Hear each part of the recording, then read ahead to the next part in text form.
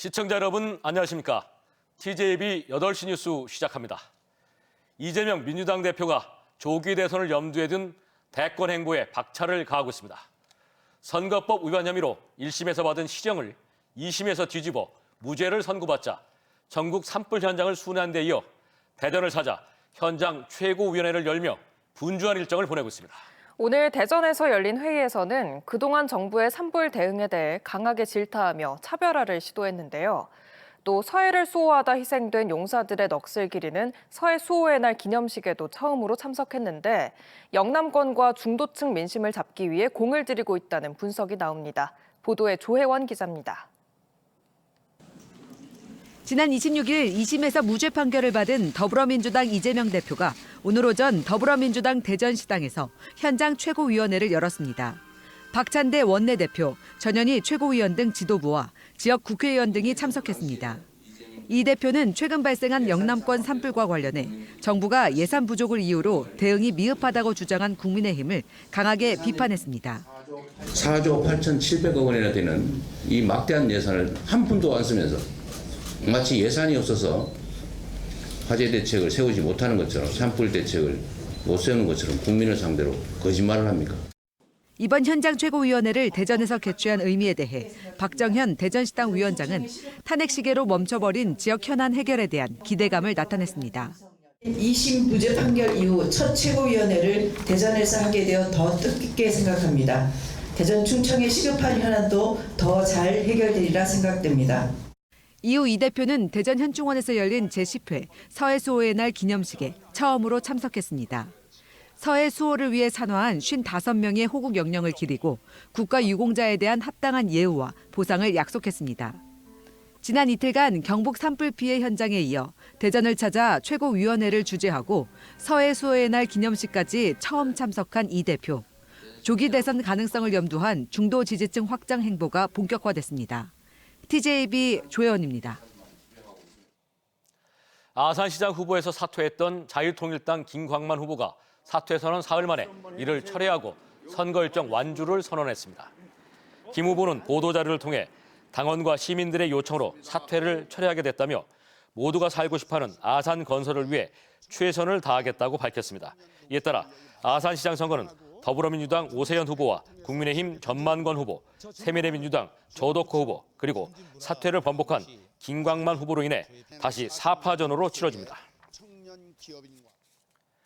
4.2 재보궐선거 사전투표가 충청권 23곳의 투표소에서 시작된 가운데 대전 유성구 시의원 선거는 투표율이 오후 6시 기준 1%대를 겨우 넘는 저조한 모습을 보였습니다. 아산시장 선거 투표율도 4.9%대를 기록 중으로 선관위는 재보궐선거 특성상 관심도가 낮아 투표율이 저조하지만 주말에는 투표 참여가 늘 것으로 전망했습니다. 대전시와 충청남도를 하나로 묶어 인구 360만의 대전 충남 특별시로 만들자는 특별법 제정에 속도가 붙고 있습니다. 연말까지 이 법안이 국회를 통과한다면 내년 지방선거에서 대전 충남 특별시장을 뽑게 됩니다.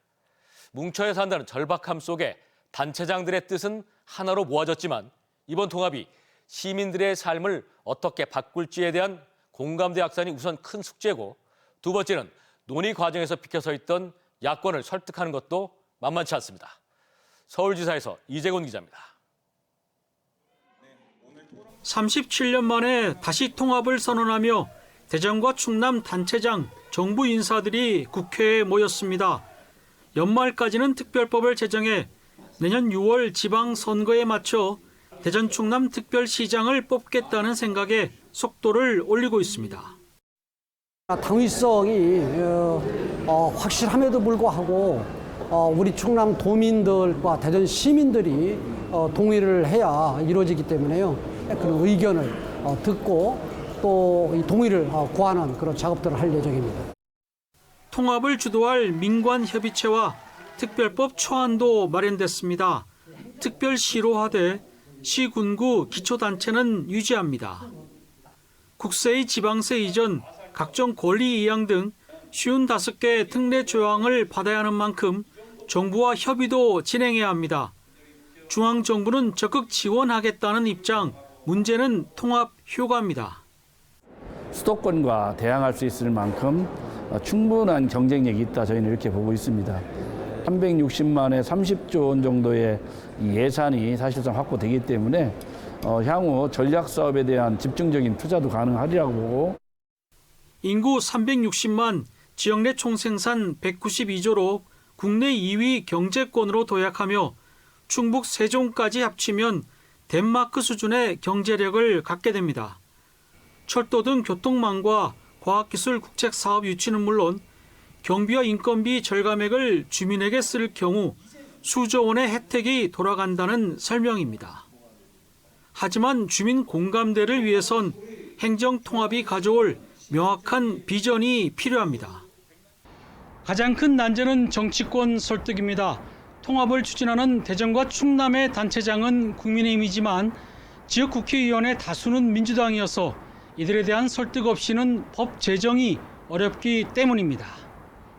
실제 국회 정책 토론에 야당 의원은 한 명도 오지 않았고 민주당은 지역민의 삶에 중대한 변화를 가져오는 만큼 주민 동의부터 구하라는 입장입니다. 주민 공감대와 중앙정부와 조율, 특별법 제정이 당면 과제인데 하나같이 쉽지 않은 만큼 지켜볼 부분이 많습니다. TJB 이재곤입니다. 정부의 의대 증원에 반발해 미등록 휴학에 나섰던 서울대와 연세대 의대생들이 복학 기조로 돌아선 가운데 지역에선 충남대가 오늘 등록 절차를 마감합니다. 앞서 28일까지 복학하지 않으면 학칙에 따라 재적 처리하겠다고 서한문을 보냈던 충남대는 오늘 밤 11시 59분까지 온라인을 통해 복학 신청을 받습니다. 충남대를 포함해 전국 17개 의대가 오늘 등록 절차를 마감함에 따라 지난해 2월부터 이어진 의대 교육 파행의 정상화 여부도 이번 주말 판가름이 날 전망입니다. 가상화폐 투자 실패 후 일면식도 없던 여성을 무참히 살해한 34살 남성 이지연이 재판에 넘겨졌습니다. 대전지검 홍성지청은 지난 2일 밤 9시 45분쯤 충남 서천군의 한 인도에서 40대 여성을 살해하고 시신을 유기한 이 씨를 살인 혐의로 구속 기소하고 CCTV 분석 결과 피해자의 살해 직전 또 다른 여성을 따라간 것을 확인해 살인 예비죄도 추가 적용했습니다. 이 씨는 수사기관에 우발적 범행이라고 주장하지만 검찰은 범행 도구를 미리 준비하고 범행 장소를 여러 차례 배려한 점을 보아 계획 범행이라고 판단했습니다. 하나이글스가 새 구장인 대전 하나생명 볼파크에서 역사적인 홈 개막전을 펼치고 있습니다. 구장이 넓어지면서 지난해 2배 수준인 2만여 명의 팬들이 움집하며 압도적인 응원전을 펼치고 있습니다. 올 시즌 개막전 승리 이후 4연패에 빠진 한화이글스가 지난해 우승팀 기아를 상대로 어떤 경기를 펼칠지 궁금한데요. 취재기자 연결해 현장 분위기 알아보겠습니다. 김철진 기자. 올해로 창단 40주년을 맞은 한화이글스의 새 둥지가 된 대전 한화생명 볼파크에 나와 있습니다. 경기장이 기존 12,000석에서 2만석으로 대폭 늘어난 만큼 팬들의 열기도 이렇게 더욱 뜨거워진 상태입니다. 치열한 예매 전쟁을 통과해서 이번 홈 개막전을 찾은 팬들의 목소리를 먼저 들어보겠습니다. 기존 경기장보다 좀 새 건물이라 그런지 좀 이렇게 자리도 넓고 그다음에 음식도 많아서 너무 좋았던 것 같습니다. 지금 하나가 오늘 꼭 이겼으면 좋겠습니다. 앞으로 더 잘해주시면 좋겠고 다치지 않고 2025년 무조건 가을 야구 희망합니다. 하나이글스 화이팅! 새 홈구장의 역사적인 첫 시구에는 한화이글스의 4명의 영구열번 레전드 송진우, 정민철, 장종훈, 김태균이 나섰습니다. 홈 개막전 선발에는 지난 22일 KT와의 개막전에서 5이닝 2실점을 기록한 코디 폰세가 나서 시속 150km가 넘는 강력한 구위로 7회까지 2실점 호투를 이어갔습니다. 역시 가장 큰 관건은 물방망이 타선입니다. 이전 경기까지 팀 타율은 1할 2푼 9리, 리그에서 압도적 꼴찌입니다. 어제 경기에서 시즌 첫 안타를 기록한 외국인 타자 플로리얼 등 부진에 빠진 중심 타선이 살아나야 투수진들의 부담을 줄여줄 수 있습니다. 상대팀 기아도 올 시즌 2승 3패로 분위기가 좋지 않은 만큼 양팀 다 이번 주말 3연전이 중요한 상황입니다. 한편 올해로 창사 30주년을 맞은 TJB는 오늘 홈 개막전을 시작으로 올 시즌 한화 이글스의 주중 홈 경기를 6년 만에 라디오로 생중계합니다. 이제 한화에게 필요한 건 승리입니다. 4연패에 빠진 한화이글스가 홈에서 분위기 반등에 나설 수 있을지 주목됩니다. 지금까지 볼파크에서 TJB 김철진입니다. 지난해 프로축구 K리그2 돌풍을 일으켰던 충남 아산FC가 올 시즌 1부 리그 승격 목표를 이뤄내기 위해 홈구장을 전면 세단장했는데요.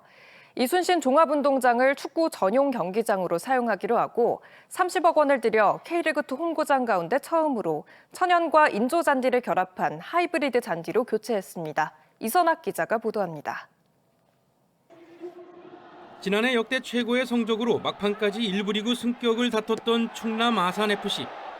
놀라운 팀 성적에도 불구하고 홈구장은 2008년 개장 이후 한 번도 잔디를 교체하지 않아 곳곳이 훼손되고 배수도 제대로 되지 않는 등 열악한 상태 그대로였습니다.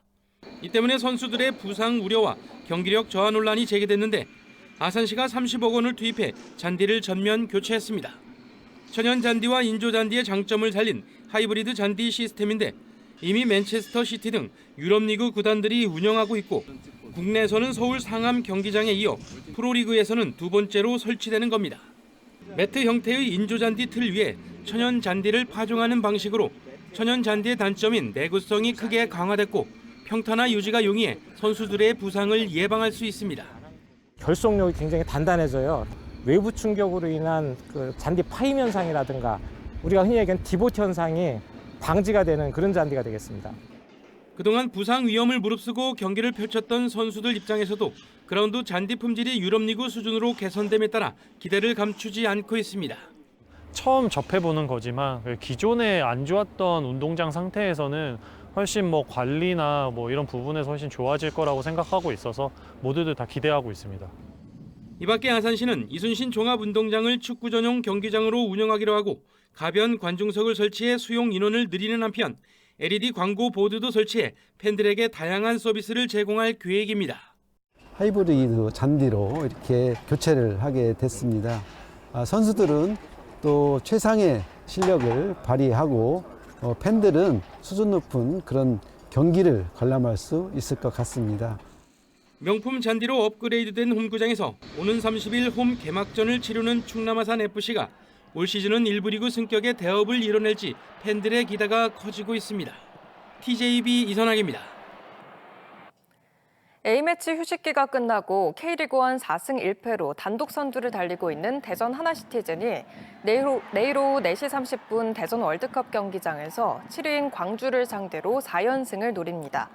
양 팀의 지난 시즌 상대 전적은 2승 1무 1패로 대전이 광주를 상대로 근소하게 앞서고 있습니다. 5경기 5개의 골을 넣으며 맹활약하고 있는 골잡이 주민규와 더불어 베테랑 수비수 하창래 등 안정적인 수비진을 갖춘 대전은 광주를 상대로 상승세를 이어나간다는 계획입니다. 한국화학연구원이 규정에도 없는 대표 발명자 제도를 운영하며 보직자들에게 지나치게 높은 보상을 해온 것으로 드러났습니다. 국가과학기술연구회 감사 결과 화학연의 일부 보직자의 특허 기여율을 실무 발명자보다 과도하게 높게 책정해 보직자가 발명자보다 높은 기여율을 인정받았지만 구체적인 문서나 증거 제시는 없었습니다. 감사위는 직원 채용 과정에서 평가자가 아는 응시자에게 높은 점수를 부여해 합격시킨 사례도 확인했으며 전형위원 2명을 징계 조치하라고 요구했습니다. 이와 함께 2018년부터 5년간 퇴직 예정자 104명에게 지침을 위반하며 총 1억 400만 원의 포상금을 지급한 사실도 확인해 제도 개선을 통보했습니다. 오늘부터 전국 모든 행정복지센터와 정부24를 통해 모바일 주민등록증 발급이 가능해집니다. 모바일 주민등록증은 만 17세 이상이면 주소지와 관계없이 신청할 수 있으며 행정기관뿐만 아니라 금융기관과 병원에서도 실물 주민등록증과 동일하게 사용할 수 있습니다. 태안천리포수목원은 오늘부터 다음 달 20일까지 소복소복 목련 산책을 주제로 국내 유일의 목련 축제를 개최합니다. 축제 기간 동안 목련 정원과 산정 목련원 등 천리포수목원 비공개 구역을 탐방하는 유료 프로그램과 천리포수목원의 목련을 그린 세미라 80여 점이 전시되는 한국식물화가협회 기획전도 열립니다. 천리포수목원은 세계에서 가장 많은 926개 분류군의 목련을 보유하고 있습니다.